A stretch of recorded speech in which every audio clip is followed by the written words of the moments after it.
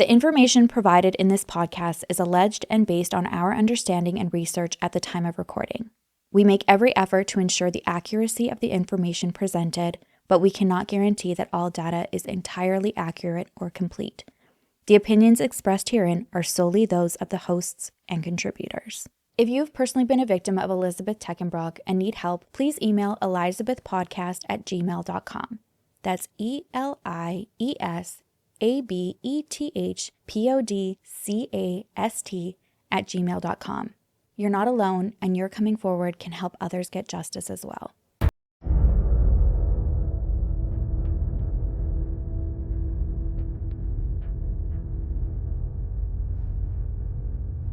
Previously on Elizabeth. So all of us are sitting here with our packed bags, and now we cannot go because the tickets are no longer available. I had stage 1. It was exaggerated on the internet for sure. She would go to Chicago all the time, and then she bought $1 million condo at the Ritz-Carlton in Chicago. I want to say very strongly, the abuse was real. I lived in hell every single day. So that the nonprofit started, and she started collecting money. And when this nonprofit started, this is where people started getting a little weird. Come August, her little gala that she was collecting money for would not happen. Take real responsibility and apologize to the people you actually hurt, or get off the internet, get a real job, and get help. Something I forgot to mention is one type of friend you don't want to get caught in lies with, a criminal defense attorney. And she was about to present her case against Elizabeth Teckenbrock to the biggest jury of her career, the internet.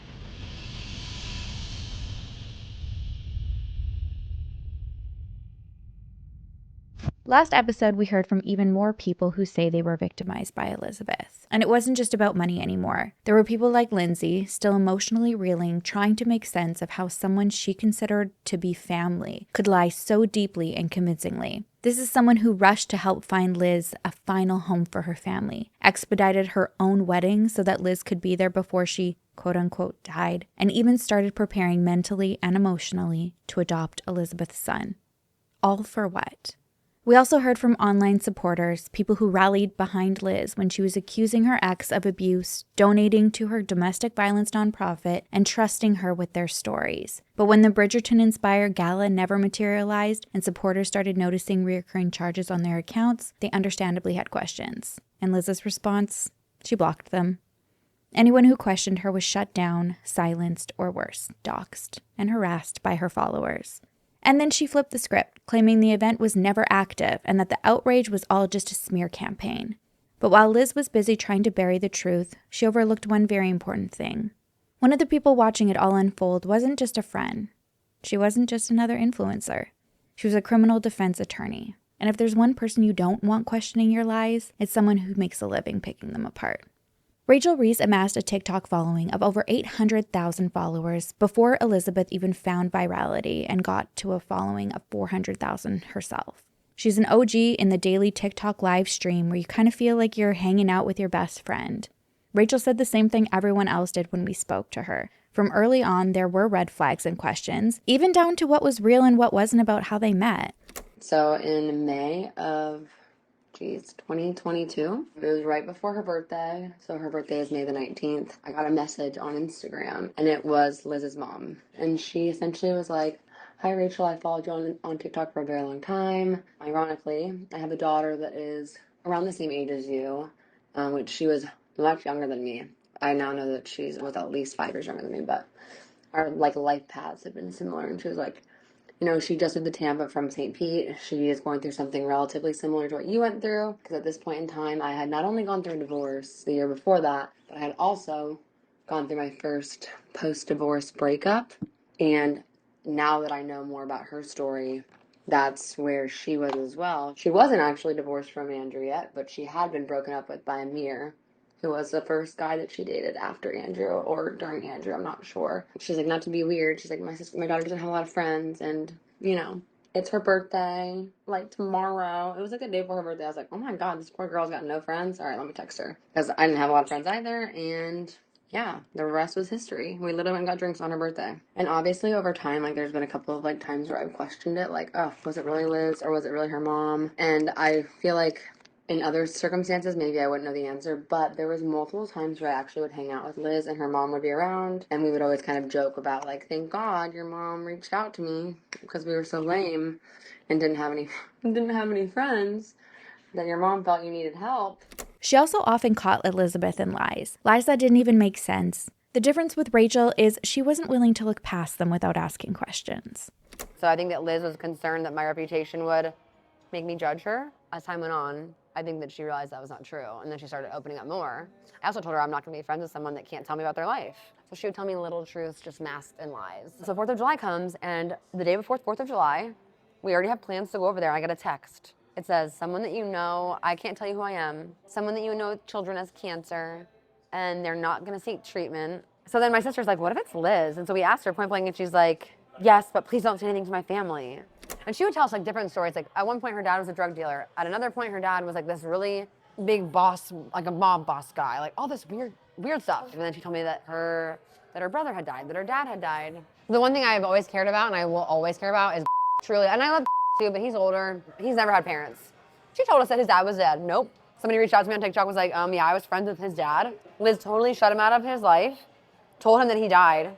The level of delusional, I wish I was that delusional. It's the thing that my lies would never catch up to me. There certainly was a time where Rachel was someone Elizabeth could turn to, not only for advice on a large social media following, but for legal advice as well. This has been something that I've thought about so much. When I found out that in the midst of all of the chaos with Andrew and victims like Richard Powell, that Elizabeth had become close friends with a criminal defense attorney, it felt strategic. Not in the sense that she could save money on a lawyer or anything, but to have somebody like that on her side. There was a period of time Liz very much had Rachel on her side. She had heard all the horrific stories of Andrew and admits to probably hating him more than Liz at one point. She even testified for Elizabeth, putting her career on the line for someone even her legal partners said was a dumpster fire. Going back to the day of Elizabeth's arrest, the day that she was worried she was going to miss the Beyonce concert, it felt like Elizabeth's actions that day were very telling, specifically when she finally called Rachel. If you did nothing wrong and had nothing to hide, and your best friend was a criminal defense attorney, you would think that you would call her first.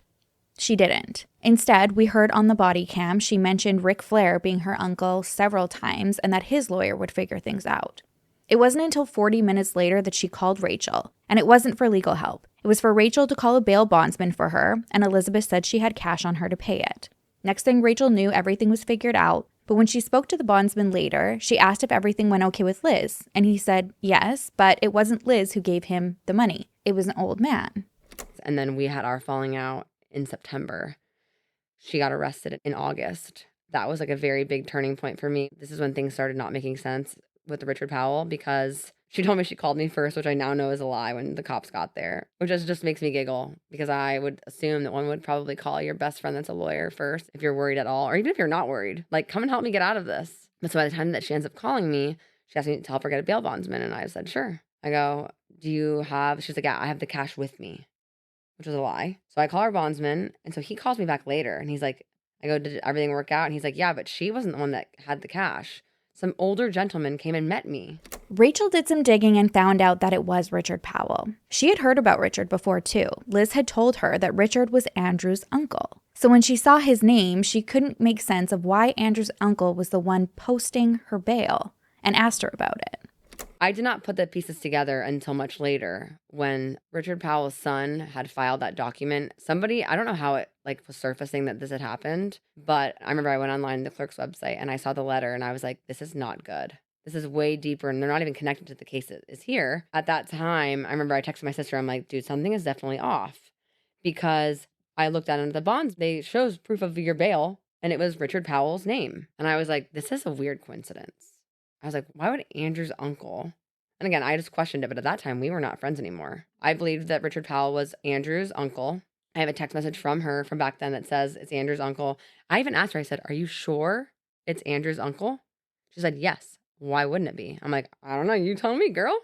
This moment wasn't just a breaking point for Richard Powell. Shortly after he posted her bail is when his son contacted authorities, reporting the full extent of the money Elizabeth had taken from his father. This was also a major turning point for Rachel. Her friendship with Liz had already been strained by lies, but things came to a head when her law firm was contacted by an attorney representing the Powells. The reason? Elizabeth had allegedly told them that Rachel was her legal counsel. Rachel was stunned and confronted Elizabeth immediately. She is obviously she's freaking out when she finds out that I have been contacted. She starts blowing me up. She then starts texting me. And I'm like, why is my law firm saying that I represent you? Why is someone calling and asking this question? Like, what is going on? And this is how I was able to put it together now, because she sent me a screenshot of her on the phone with Richard Powell. She's like, I want to merge you into this three-way and we can have a conversation. And I said, I'm not in a position that I can do that right now. It's like all the puzzle pieces started coming together. And as the picture of who Liz truly was became clearer, it made Rachel sick to know at times she unknowingly benefited from Liz's frauds. I don't know why. I was like, oh my God, I need to search that name in my phone. And so when I did, the image came up and that my stomach sunk so deep. I was like, oh my God, this is not good. But so the timeline makes sense though, because that summer I was extremely unwell, obviously after the Bahamas and everything like that. And I was spending a lot of time with Liz. So was my sister. We went on yachts. We went to so many events and galas. I was around her when she was gifted this car that we now know is paid for in cash by him. She would be renting these huge yachts and would have huge parties, like multiple weekends in a row. She and I went to this one gala. It wasn't a gala, I guess. It was like a networking event, but it was kind of like a gala. It was in the end of July of that year of 2023. And I'll never forget because she was like, I got these tickets and I don't want to go alone. I'll pay for everything for you. And I was like, girl, I don't need you to pay for my stuff. At one point, she was like, let's go on a trip. I go, I don't have the funds for that right now. I'm paying for like my other stuff that's going on. She goes, we were on the boat and she pulled up her phone and her bank account. And she's like, I got you. Look at all the money I have. And it was over $250,000. She paid for everyone's like VIP tickets. I'm assuming with his money. Had a limo, had everything ready to go. There was one time where she flew a private plane down to Miami for the Drake concert. I asked her, I'm like, Liz, you always offer me money and I've thankfully never taken it. But how are you? Like, she's like, that's when she would throw in like, my dad has money or my family has money. I make money. Andrew owes me money. What I've realized too is like, that's the problem, is that nobody knows what's true and what's lies. I will say this much. She's very good at a few things. And one of the things that she is an expert on is isolating people from each other so she can maintain control of the narrative that she has put out there. Because if you isolate everybody, then stories can't be crossed, facts can't be checked, and that's how she likes it. She never thought that I would be friends with people. She never thought that any of this would ever come to light because she talked so badly about some of her friends that why would I ever want to have a conversation with them? And the reality is, the stuff I've learned is just wild. Hearing Rachel bring up Liz never thinking anyone would talk hit differently than all the others we had heard the same thing from. For me, it showed how sure Liz is of herself and her capabilities of lying and manipulation. Not just because Rachel is an attorney and it's a huge part of her job to suss out lies, but because Liz was friends with both her and Rachel's sister Jordan. The type of confidence in your abilities of deception to think two sisters who are basically like also best friends were not ever going to connect the dots is eerie. Admittedly, Rachel said it took time to figure out because they didn't think they needed to be skeptical and compare notes after every conversation. Problem is that she gave little bits to me, little bits to my sister, little bits to other friends, and now everybody's come together and they put together this puzzle, if you will. I think that she was overly confident, thinking that nobody would ever put it together. And we did. Chef's kiss, for example. She will tell my sister that her dad is a drug dealer, or she would tell me that her dad came into money from a successful business before he moved to Tampa. There were other times where she would tell, and people don't normally talk, which is, I think, is interesting that she thought that my sister and I never would. But another example is one of our friends that we met at one of these galas, who she ended up becoming very good friends with and was going to sell my house for me. One day, she and I were having a conversation, and I have no idea why this came up. But I don't think that Liz ever thought that we would have a conversation about Liz. And this is when I learned that Liz had told her that her two children from Andrew were not hers. She had told her that they were the product of a marital affair with strippers. And so I remember looking at her, I'm like, what? And she also told me that Liz's dad had died. She goes, yeah, Liz sent me an obituary for her father earlier this year. I go, there's no way. I go, I literally just talked to her about her dad yesterday. And it's again, like the playing, like almost like manipulating the pieces on the game board. Like, so nobody will ever be in the same place where they could talk about her behind her back. And she made sure that our friendship ended very shortly after that. But she truly ended our friendship, she was not selling my house anymore. Like, she made sure that I would never communicate with her ever again. And even after what I've learned now, I have tried to reach out to her and I can't. One of our friends that we went to EDC with in Orlando last year, she and I have become like pretty good friends since then. And she had just met Liz. She only met Liz that one night, only one time. Liz told my friend that she only has one child. I have one daughter. That's in October of last year. What? So of course, when we all come back to like real life after that weekend, I'll never forget it. She came up to me and she was like, "Where's your friend Liz?" I go, "Well, we're kind of figuring things out." And I don't know how it came up, but she mentioned that comment to me and I go, "She's got 4 children." She goes, "Why would somebody lie? Why would that, number one, why would that be the first thing that you say to somebody? And why would you lie about that?" I watched a Netflix show and I remember watching it and I was so sick to my stomach because they said people who are manipulative users, they don't have friends. They have hosts until they need a new host. That last part right there gave me chills when I heard Rachel say it, because I've never thought of it like that, and it couldn't be more true. It brings us to what we're seeing before our eyes with her current hosts, if you will. Let's start with her current best friend, McKay. Until like a month ago, truly was like, McKay has no idea what's going on. I don't know to what degree McKay's involvement was. However, my original thoughts of her being completely blind and being 100% innocent, I no longer feel that way because of how things have transpired and her continued loyalty to Liz. And that is something that's very scary to me. McKay and I are very similar. And this is why, I don't want to say that that's why we like bonded quickly, but it's also why I've had like this, not the desire to protect her, but when I started realizing everything that was going on, maybe from my legal knowledge, if you will, I was like, okay, guilty by association. Like, how do I make sure that we are separated from this? I kind of looked back at the timeline of everything and I was like, you know, what's crazy? She has a pattern. She becomes friends with people who are going through something or who are in a vulnerable state. So McKay had just gotten divorced and McKay's family, not to put my nose in other people's businesses, has money. So they became friends early spring of 2024, last year, yeah. Liz posted her video on her birthday, May 2024. It blew up. She was moving in with McKay within a month because she was in fear for her life and for her children that people were stalking her at her house. There is no evidence that she was being stalked and harassed by people from TikTok at this time. There is, however, evidence that she was evicted yet again and needing a place to stay. So one of my girlfriends got divorced and I helped her, move out of her place. And her name was McKay. And then I introduced her to Liz because she didn't have a lot of friends. And, Liz got divorced and all that stuff. So I was like, oh, maybe this is a good connection. So then Liz and her became friends. In that moment, I remember McKay was telling us that she had gotten divorced. Her and Liz had met. And Liz moved in because of like her safety. And they had become such good friends so fast. It was actually kind of like concerning. And they were very similar. So I remember we didn't meet McKay for like, I think another month though.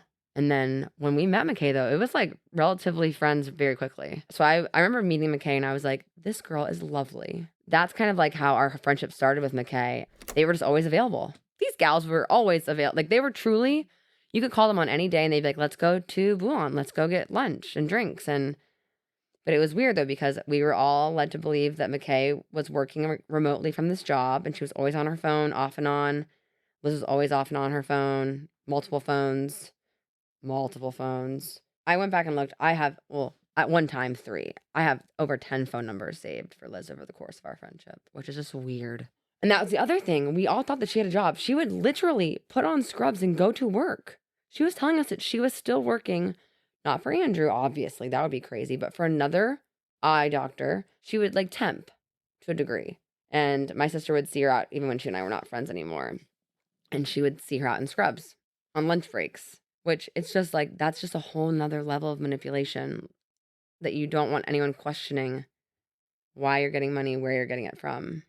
She did the same thing on social media, lying to the supporters who still believed the things that she was saying during her live streams. 1 month, she was in medical sales. The next, something to do in law. Gotta go to work. I'm in medical sales. I'm in sales. I'm not gonna talk about what field I'm in. I mean, I'll say that I'm in law, but that's all I'm gonna say because I don't really want anyone going after my job or anything like that. At this point, we know the money wasn't coming from medical sales or a job in law. but it was flowing in fast from multiple sources in jaw-dropping amounts, and Liz was burning through it just as fast as it was landing in her accounts.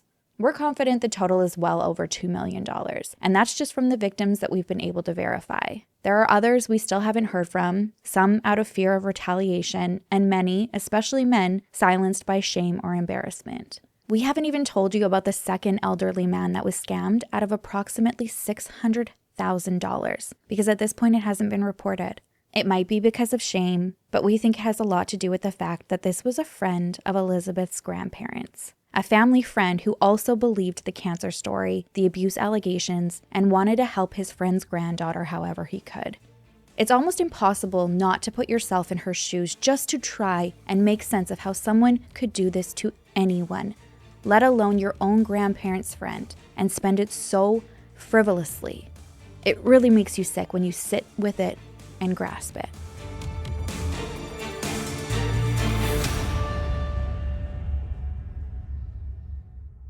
Now, the next big question Liz's former friends keep circling back to is this. Was Liz really acting alone in her most recent cons?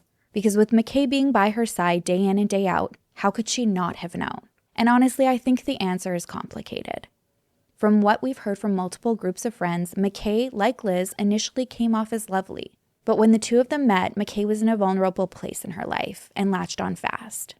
She let Liz move into her apartment despite it being against her lease, and before long, she went from bystander to participant. And then, just over 2 months, this girl flipped on me. I got into this huge fight with because Liz was saying stuff about her and then making it sound like I was saying, then me and McKay got into an argument. I was so over this bitch. I was like, you're just fucking rude. Like, you're turning on me because your best friend's now with this girl that's telling lies to everybody. So it was a big shit show. So then I stopped talking to both of them. McKay was living in one of my rentals. So McKay just got evicted from my rental because she breached her lease. Like, she wasn't paying her rent. Or for 4 or 5 months, she was paying her rent late. So she'd pay like $2,000. And then she'd be like, oh, well, I can't send any more money. I need to wait a couple days because my Venmo's not working. So this is the same thing that Liz did to people. The closer they got, the more she started emulating Elizabeth. Lying to friends and family, co-signing credit cards for Liz, racking up over $100,000 in debt, getting evicted, and filing for bankruptcy. This is all public record. I think probably Liz moved in around probably June or July of last year because she was posting on her, her Instagram doing those videos, and you can tell from the background it was my house. We started texting McKay and we're like, per your lease, you're not allowed to have roommates. And she's like, oh, I don't have a roommate. It's just my friend staying for a couple days. I found out from the neighbor that they were trying to serve her first. That's how they found out. It was Tampa PD. They came and they saw the dogs in there with, dog poop on the floor and stuff like that. That's when we started the eviction process. Like a week later, I started the eviction process for her because it was just always a revolving door of excuses. But she owes 2 months of rent and there's a lot of damage in the property. If you've ever seen the documentary Don't Fuck with Cats, you know there's one thing the internet doesn't play around about: animals. In the case of that documentary, a global online manhunt had erupted over a man harming kittens in a video. The internet became a detective agency overnight and ended up locating a serial killer and leading to his arrest. And while Elizabeth hasn't posted disturbing videos, when word got out that she had allegedly abandoned her dogs, leaving them behind in deplorable conditions, the reaction was swift. Forget the cancer lies, forget the fake bruises. It was the dogs that finally made people really start paying attention. Because one thing the large majority of society can collectively agree on is, you don't fuck with any animal. Elizabeth's treatment of animals appears to just be another facade of relatability. She uses them as a prop for her being responsible and caring, when in reality she's been accused of being neglectful and a serial rehomer. That was actually the last time that I ever went to her house, and it was the last time that I spoke to her for a long time because of a situation with my sister's dogs that I truly almost removed Rumor from that house. I walked in and I was just sickened, which when all the dog stuff came up this year, I was not surprised. It made me just actually sick. When all the stuff about the dogs started coming up, McKay was actively defending Liz in our group message. She was like, at first I thought McKay's dog was still here. We all thought McKay was coming back. I was not aware that she had truly moved home. And so I remember I reached out to her. I'm like, is your dog safe? That was the first thing I ever asked her about that. And she's like, yeah. And And McKay said that she was paying for like this rover, which is why the rumors were false. And they weren't false though. So that's when I was like, okay, she's now trying to cover up for Liz. Her cover-ups are also lies. So where's the truth? There was no truth between the two of them that like we knew, but they knew everything about each other, I think. This cycle of mental abuse is quite literally going to ruin your kids and your relationship with them. And that's something that I do care about. I want to know what was said when they asked where the dogs are. I cannot imagine being 9 years old and not knowing where my 2 dogs all of a sudden went. A puppy that they bought for her. That is like, it breaks my heart. So what she told me happened to Bruna was that she sent Bruna away for a board and train. The guy who ran the board and train really loved her, and Liz felt like she couldn't really handle a German Shepherd, which, and to be honest, I told her when she said, oh yeah, Amir loves German Shepherds, so I think I'm going to get one.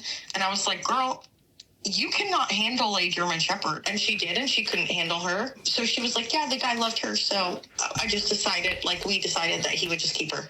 Now I found out through Andrew's stuff that, like, she asked Jason to watch Bruna and then just never came back to get her. As always, though, when Elizabeth has been confronted about her treatment of her animals, it's everyone else who got it wrong. But my dogs are okay. They were always okay.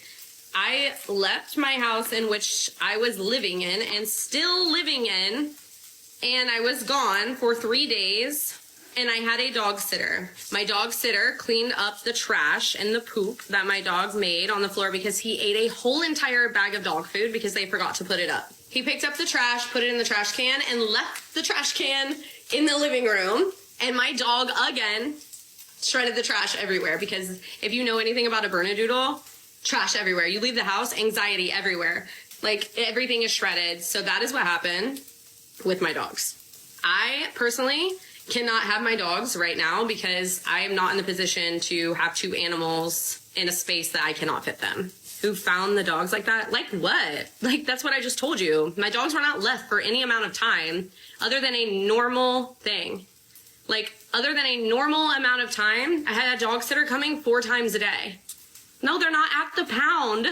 I wasn't in Hawaii when that was going on. My dogs were always okay. The person that came to serve me papers saw that my house was literally destroyed, and they were. My dog shit everywhere because he ate a whole bag of dog food because my dog sitter didn't know to put the dog food back up where he got it from, and my dog will eat everything inside. He ate a giant bag of dog food. Nowadays, McKay has seemed to disappear, online at least. But according to one of the most recent court filings against Elizabeth, this one for breaching her podcast contract and issuing a chargeback, McKay is still involved. In fact, she appears in correspondence as Elizabeth's assistant.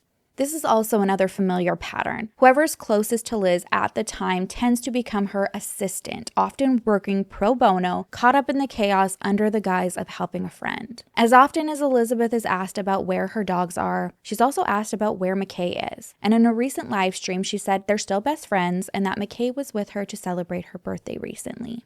A question we need to ask ourselves, though, is, does going silent suddenly erase McKay's involvement? Or the role she played in supporting someone who is still very actively scamming and hurting others? Maybe she is just very deep in this and doesn't realize how bad it's gotten. For example, it's public record that McKay had to file for bankruptcy because of Liz. So there's just, I mean, she had access to her emails, her phone. Like, there's just, to me, there is no more plausible deniability at that point because they were so intertwined and interconnected. I mean, she was quite literally Liz's, like, live-in nanny, if you will. Like, I think that McKay spent more time with Liz's kids than Liz did. And I think the only reason that McKay ever left was because her parents literally came and picked her up and removed her from the situation. If anything ever happened to her and or McKay, they would definitely never see each other ever again. They would never speak ever again. Which, again, I don't know nothing, but my professional opinion, if I saw this situation, I would 100%, from a criminal defense perspective, I would never represent them. I try to help people get out of prison that have been wronged by the system. I don't want to help somebody that is doing the opposite and getting away with it. That's crazy. Going back to the Beyonce concert, I personally think right there is the reason why Elizabeth never called Rachel immediately when she was being arrested.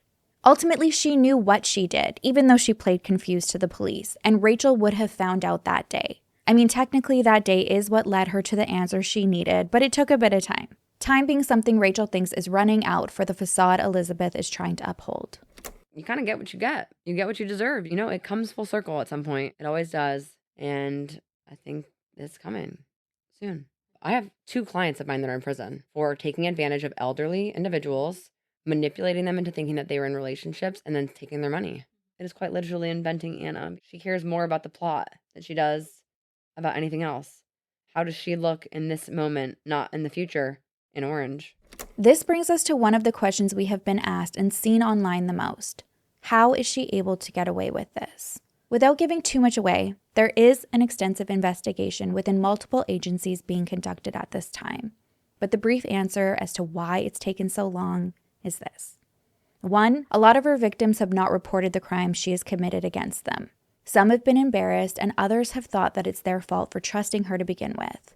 We've also heard from victims like Richard Powell who have been threatened into silence by her saying she is close friends with the sheriff of Hillsborough, which we have confirmed she is not. And 2, she's managed to stay in a relatively gray area of the law since many of the people she's conned essentially willingly gave her money and took her word for it that she would pay them back and didn't. In most of these cases, there wasn't anything in writing where she said she was going to give them the money in full. And that's where it all comes back to her ability to charm and manipulate people and prey on their emotions to get what she wants out of her victims. It's been fascinating and at times deeply unsettling to hear from so many people who knew Liz, all trying to make sense of her end game. But the truth is you can't. You just can't make sense of something so senseless. Unless you completely lack empathy, there's just no way to wrap your head around it. I think it's human nature to seek the why, to hope there's an explanation that makes it all easier to swallow, because we don't want to believe that somebody who presents as kind, generous, and even beautiful could be capable of such harm. And I get that. My instinct in the beginning was the same. I wanted to believe there was a deeper reason, some context that would make it all make sense. But after everything we've seen, everything we've been told, what becomes painfully clear is that not only has there been zero effort to make genuine amends or take real accountability, Liz is still lying, still manipulating, still playing the victim. Currently, we're watching what I'd like to call the accountability era. But let's be honest, it's become the era of Elizabeth's performative accountability. Because saying I've done bad things while continuing to do them isn't growth, it's branding. Just weeks prior to our podcast going live and Andrew's series gaining traction, Elizabeth had all the confidence in the world that she was untouchable and the lives she ruined was all fun and games, posting video lip syncs like this.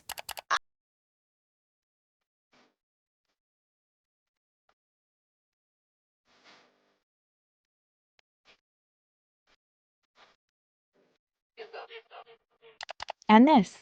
Oop, got your wallet. Want it back? That's too bad, because I'm taking it, because I'm broke as fuck. The tone shifted the moment Andrew started showing receipts. Suddenly, Elizabeth couldn't talk her way out of the accusations. With nowhere left to run, she had to face things head on, or at least pretend to. So she did what she does best. Played the sympathy card, leaned into the emotions of empathetic followers, and positioned herself not as the problem, but as someone just trying to heal. I know that I've hurt a lot of people in my life. It is a cycle that I do time and time again. I'm sorry for people that I have hurt. I also will say most, not all, but most of what my ex-husband has put on the online is true. Things I have done, things I have said. I wish I could explain in my head out loud how much I want to be normal, you know, and to not struggle mentally, but nonetheless, it's all still my responsibility and my fault. So I want to apologize to anyone that felt like they support me, to anyone who has put out their own voice to support me, because I don't always deserve it. I wanted to get on and talk to you guys collectively after I could get a lot of my thoughts together and address everything in the best way possible. And I guess by address everything, just so you don't feel like you wasted your time on this video, I'm not actually addressing everything that you're wanting. You have to understand, if I get on the internet and say every single thing I've ever done wrong, that's never going to be the best idea for me and my kids. And I'm sorry, but that's where I mean I don't owe it to you. I have to choose them and what I say to please you over what's best for them. if that makes sense. I am in no way, shape, or form blaming any of my actions on anyone else. Everything that I do is a direct reflection of me, how I choose to behave, what I have chosen to say and do and continue to do through my adult life. I have always got on the internet and said I have made mistakes and I have not been proud of the person that I have been and that I continue to struggle. That does not take away from who I am and the mistakes I've made, but I have never got on and said, he is lying about the things he's accusing me of. Have I got on and admitted all of the things? No, and I never will. And I hope to God, as I'm changing and growing, I can help someone along the way. That has always been my goal. Most of what he has to say there is truth to it, and that is real. I am not going to pretend like it isn't. I'm taking full accountability for my own actions. Like I have said it for the last 3 videos, I'll say it again. I know I am my problem. I know I have destroyed lives. I know that I have made a mess. And if you choose to not be here, that's why I'm telling you this, because you are not forced. From the beginning of time, I have said I'm a person that has made mistakes and I will continue to make them. I am trying not to. I'm trying to get help. I'm trying to be better. That is what I hope you understand and take away from this. I am taking accountability. I cannot get online and say every detail of everything you want me to, because it is not what is best for my kids in the future. Once again, saying I've taken accountability is not taking accountability at all. Taking true accountability is owning up to the crimes you've committed and being held accountable for those crimes, which she also knows. The first thing is that I actually don't owe any of you anything. As a person, I have probably never in my life taken accountability for one single thing. I am like a wrecking ball. I pretty much ruin all the lives around me. Every day I wake up trying to fight to be a better version of myself for my kids, because that's really the only thing that matters. I have made a lot of really terrible mistakes and I have hurt a lot of people, and to those people I do owe explanation and I do owe apology. But I do not owe it to you on the internet. When we reached out to have some questions answered, we also got the "it's not best for my kids" excuse. But let's not forget, we know of around $2 million that she had conned from people and spent it on materialistic things. Retaining a lawyer to reunite with her kids did not make the cut on her level of spending importance. Everything that was done was such a plot. Everything was for the buildup to get to that end goal of supporting the lie or the notion, which she till this day says that is not a lie. That's the one thing that she will not ever admit to. And she's admitted that everything else had some versions of lies. I think to admit that that's a lie would mean that she truly would lose everything. And I think that that's where a lot of the fraud comes in, is that she can't lie about that, because then she knows that part of her life is a fraud. And then that exposes her to so much more liability and the people that she's harmed. But it's crazy. Choose the 2 things people can relate to: cancer or DV. People know someone that has gone through one, both themselves have gone through it. It's a way to connect with people. It's the worst way, truly. If you follow Elizabeth long enough, it becomes almost impossible not to see through the lies. Like I said, we're seeing it in real time. Once loyal supporters and believers seeing the pattern of deceit themselves and publicly denouncing the support they once gave her, and some even apologizing to people like Roe, who was put through hell, and even Andrew for not believing him. We've already gone through the cancer con and the fear to fear scam. Now we are being told the reason for all of this is mental health related, and she wants to help people struggling with mental health. Coming from someone who has publicly shared the struggles I have had with mental health for over 20 years, I beg you, do not take advice from this individual. This is all my own opinion and my personal experience with being diagnosed with some of the same things Elizabeth claims to have. One of them is BPD, borderline personality disorder. I haven't seen any medical records that prove she officially is diagnosed with this, but having put years and years of work to understand my diagnosis and living with it, I actually do believe it's a potential possibility that she does have BPD. The struggles to stabilize emotions, the self-sabotaging relationships, and your own life at times checks. That being said, BPD is not the reason she is a con artist and lacks empathy for the people she's harmed. Furthermore, you do not get diagnosed with something like BPD and suddenly become an expert and are healed because you show TikTok an extra large Ziploc bag full of medication, which she recently did. It has taken years to manage, and it's not managed with a Ziploc bag full of medication like she's implying. We also have valid reasons to question the treatment she's claiming to have received. Not because she's lied about it in the past, but because days before she told the internet she was going to treatment, she emailed Andrew to tell him. On March 18, 2025, Elizabeth sent an email to Andrew claiming she was at an inpatient mental health facility. But later that day, she was seen near Water Street with friends. On March 20th, 2025, she posted the video of her saying that everything Andrew said was true except the abuse. March 23rd is when she posted the video saying she doesn't owe anyone any explanation but is taking accountability. March 25th, she again says she's taking accountability and that her childhood is to blame for her actions. And then on March 28th, while she's alluding to getting help and telling Andrew she's in a treatment facility, she's seen at a rave in Miami called Ultra.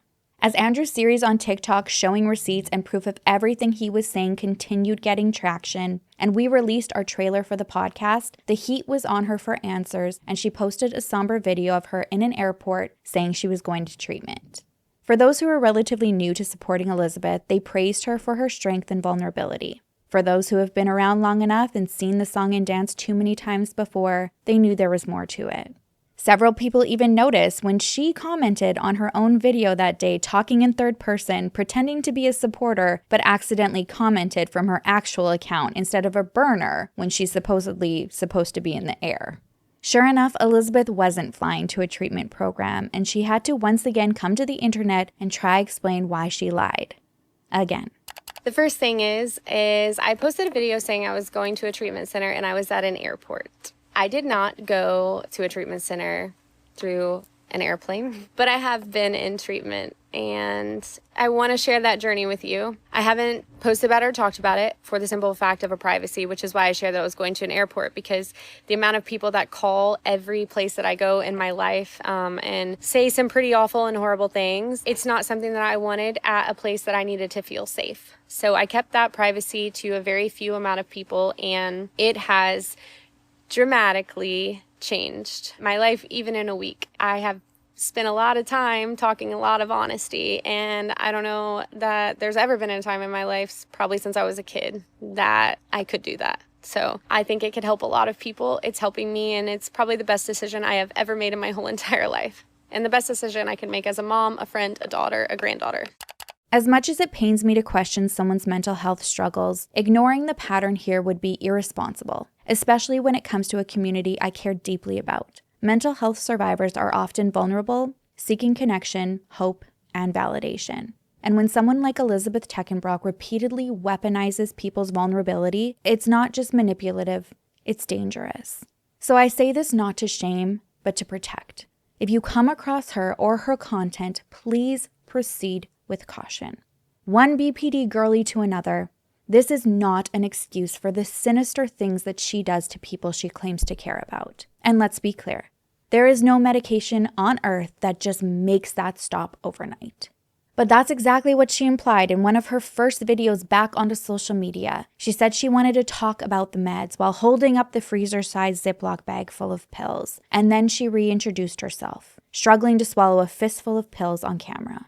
I wanted to take some time to reintroduce myself. My name is Elizabeth. Most of you probably know me from the Crying Cupcake video or a lot of controversy, but there is a lot more to me and I want to keep growing. I recently just finished a 25-day mental health program, and although it was the hardest thing I've ever done, it was also probably the most amazing thing I've ever done to be able to change my life. Hi, I'm Liz. I am diagnosed with BPD, anxiety, depression, ADHD, and OCD.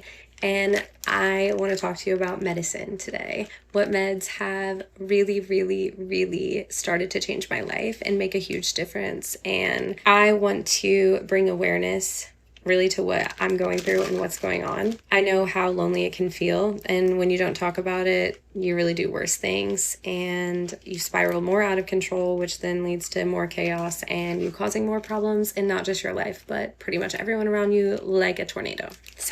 So this is the new narrative these days. It's the kind of narrative that makes it easier to dismiss the harm she's done and label her critics as bitter, scorned, or obsessed, rather than confront the uncomfortable truth. And it works, because when somebody looks the part, soft-spoken, smiling, attractive, it's easier to overlook the red flags. easier to justify giving them another chance, despite the mountain of receipts, the contradictions, and the proven history of deception time and time again. I don't know if you've heard the term pretty privilege before, but if you haven't, it basically refers to the social and financial advantages that attractive people are often granted for just, well, being attractive. They're more likely to be believed, they're more likely to be helped, more likely to be forgiven. And I can't think of a more glaring example of that than Elizabeth Teckenbrock. At this point, Elizabeth has not provided any real proof that she's changed, beyond simply saying that she has. And let's be real, she's not exactly a reliable narrator. Since reinventing herself as this mental health advocate, she's gone from preaching about treatment and accountability to suddenly backpedaling, saying that even though she attended a dual treatment program, she's still allowed to drink and keep up the party lifestyle. I didn't go for drug and alcohol treatment. While you're in the program, you have to not drink or do drugs, obviously, because it's a dual treatment center. So there's also alcoholics and drug addicts there. So while you're there, they also don't want you drinking, having substances, because everyone else doesn't either in the center. So that's why that I didn't drink during that time frame. I'm allowed to drink, and it's a dual treatment center. So a lot of people were like, she didn't go there because it's a drug and alcohol treatment center. It's a dual treatment center. So they do drug and alcohol and mental health. I really hate talking about this because it makes me feel disgusting, because I am so pro mental health treatment. Truly, I always have been. And to even question someone's journey in their treatment makes me feel gross, but I know it's a lie. The timeline does not make any sense. She truly came on the internet and said, I just did 25 days. There's actually no way, because when she came out and said that, she had been at Ultra in Miami within that 25 days. And then I know for sure from other sources that she had gone to Maine when she told the world that she was leaving on a plane to go to treatment, when she wasn't. She was going to lie. She got caught and she came back. So that was an additional 5 days. It had only been about 15 days at the most by the time that she made that statement. My other point of this all is that there's no way that you can get stabilized on the type of things that she has. That's why treatment programs are much longer, because it takes time for your body to adjust. You don't come to these realizations overnight. I do think that she was at some point in time seeing a therapist from that group, but there is nothing that would make me believe ever in my life that she was doing what she said she was doing. It's only a matter of time until that mask will slip.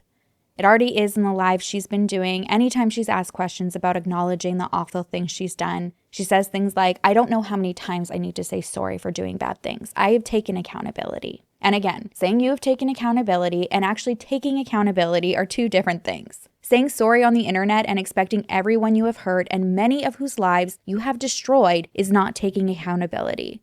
Accountability is admitting what you have done in a court of law and accepting the consequences. And someone who thinks otherwise, I would implore you to put yourself in these victims' shoes. What if you were Richard Powell, for instance? You meet someone who drained your life savings on lies and manipulation. Or what if Richard was your father or your grandfather? Would you throw your hands up and say, she said I've done bad things, she's forgiven? What about the surviving family members of the young woman who donated to Elizabeth's GoFundMe while she was actually fighting cancer and lost her life? Would you be okay with wasted resources and energy being poured into Elizabeth's lies and her just providing a blanket acknowledgement for forgiveness? Or her own grandparents' friend who lost everything as well, and the domestic violence victims that trusted her with not only their money for a good cause, but their stories and vulnerability, sharing the darkest times of their lives with her. Where are their personal apologies and plans to make amends? If you're one of Elizabeth's supporters, I'd like you to ask yourself, what would you do if this was you or your family in these situations? Ask yourself, what if the tables were turned and it was Andrew who had done all of the things Elizabeth has been accused of? Would you want everyone to get over it and let him grow? Or would you want him looking at his victims in their eyes, acknowledging the harm that was caused, and being held accountable by law?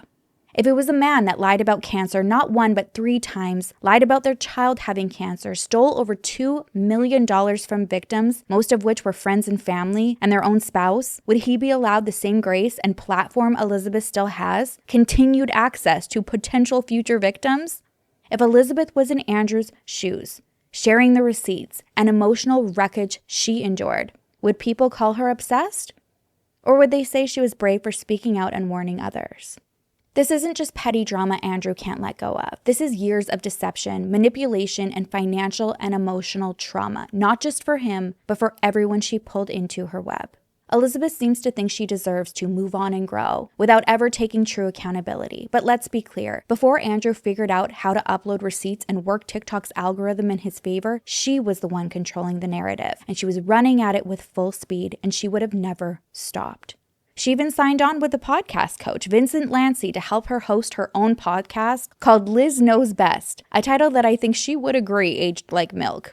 And probably why McKay, who was moonlighting as her assistant at that time, emailed the team to rebrand Liz as The More Movement. It didn't even get to that point, though, because the podcast only lasted a few episodes before everything fell apart because she continuously failed to fulfill her obligations. Like I briefly touched on earlier, she is in a legal battle with Vincent Lancey, who invested time, money, and industry contracts into a venture that turned into yet another Liz-sized mess, and he is seeking $8,000 in damages. Which, funny enough, she's tried to spin and leverage to her advantage. Just last month, Elizabeth tried convincing TikTok that she accidentally filed paperwork for a parenting order in the wrong courthouse, played it off as a silly blunder and something for the haters to feast on. And the people that don't like me, you're gonna love and eat this shit up. But okay, I had to go to the courthouse yesterday. And so when I was there, I had to file some paperwork. And when I was there, I went to one courthouse, which is on 49th Street. The reality, she wasn't at court that day for her children. That entire TikTok story about filing in the wrong courthouse wasn't about a parenting order at all. She was supposed to show up for Vincent's lawsuit against her. And as far as I know, she didn't. And these are the types of lies Elizabeth tells daily. The kind that sound just plausible enough to buy her time, sympathy, and a few more blind followers.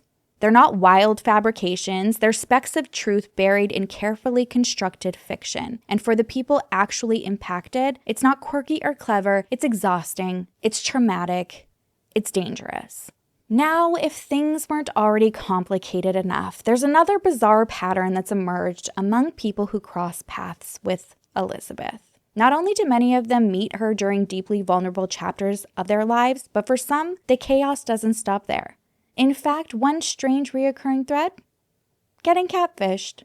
Rachel, for instance, has bravely been sharing her own harrowing experiences with a catfish on her TikTok, RachReese3. If you want to go and check it out, it's definitely worth it. And Ro, who we also heard from last episode, briefly touched on being befriended online by someone who claimed to support her during the cyberbullying she endured after speaking out on her reoccurring charges. But that supporter later tried to bait her and her boyfriend. And now, a few people believe McKay may be the latest in the same cycle. And McKay had become very close with Liz's kids, and we learned that McKay had a boyfriend who we were told at the time was in some medical, a surgeon, and he had a private plane, and he was going to fly us all up to New York City or Nashville the next day. I was like, y'all, I cannot be going. That's crazy. But my sister was like, I'll go. Well, guess what? They ended up canceling on her the next morning, and now what we believe is that her boyfriend doesn't exist, that he is a catfish, which is crazy because obviously I was also catfished during this period of time. What's interesting though is they all kind of figured it out because they all called her out after that, actually. You know how I know this? The catfish. We're not saying it's Liz. In fact, we're pretty confident at least one of these catfishes isn't her. But still, it's a pattern we couldn't ignore. She told me at one point in time that Andrew had confessed to her that they had spoken, the catfish, and Andrew had spoken, and that they made the website. And I remember I was like, you are insane. I go, that's crazy. And I've also asked Andrew about that since, and he's like, I have no idea what you're talking about. I don't know if she at some point pretended to be me to talk to Jason, because I also got an email saying something that I helped her scam him by getting, this is what didn't make sense, getting his social security number off of a court document to buy her Kia. And I'm like, I don't even know how to do that. More than one person close to Elizabeth somehow tangled up in the emotional manipulation and betrayal of a different kind of con, a catfish. And just when we thought this chapter of the story was closing, something landed in our inbox. Someone claiming to be a paralegal reached out to us and said they had evidence. Recordings of Elizabeth that would change everything.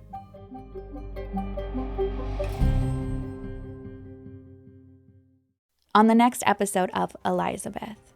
Hi, I messaged you through IG before I located your email address. I would like to discuss an audio recording of Elizabeth Teckenbrock I have in my possession.